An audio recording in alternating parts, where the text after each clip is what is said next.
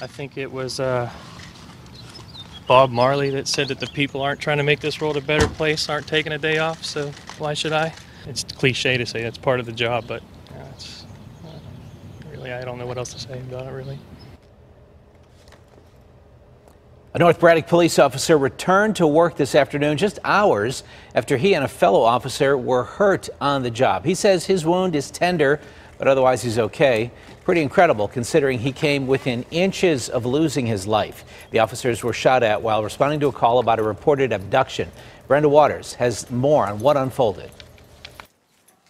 Officers from the North Braddock police station respond to a 911 call last night around 10:45. Little did they know they would come face to face with gunfire.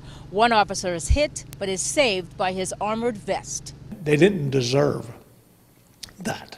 All they were doing was responding to a call, trying to protect potentially 2 juveniles that were being abducted. That was the call. That's how it came in. The mayor of North Braddock is talking about a 911 call 2 North Braddock police officers responded to around 10:45 Tuesday night. Here's what police say happened. A woman called 911 saying it was possible 2 of her teenage sons were being held hostage in an abandoned house after being abducted at gunpoint. The officers tried to get inside that house. When the police arrived at that address, they were met with gunfire. One officer was struck. His body armor stopped the bullet. He did not sustain a serious injury. He did sustain injuries to his arm that were non-life-threatening. That officer is Brian Hodges.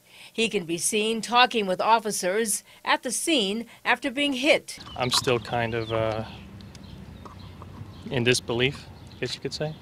Something that you think you can train for, but you don't really know what to do until you're actually in that position. He has been on the force for 10 years. The other received a head wound from, I guess, broken glass or flying glass or something like that. Again, both officers are okay. That officer is James Maines with the North Braddock Police for about 3 months. Last night I heard 2 gunshots. I knew it wasn't firecrackers because Kennywood wasn't open. At the scene, a man runs from the house. 2 others remain inside. Police determined they have nothing to do with the shooting. But the guy who took off was picked up by Port Authority police on the East Busway. Identified as 20-year-old Dejon Howard, police determined he was the shooter and was taken to the Allegheny County Jail. The guy who shot them has confessed to shooting them. His rationale was that he thought somebody was breaking into this abandoned house, which he has no right to. Police determined there was no abduction after speaking with the 2 teenage boys who reportedly were kidnapped. They also determined that the officers were not set up. They were not lured to the house for an ambush.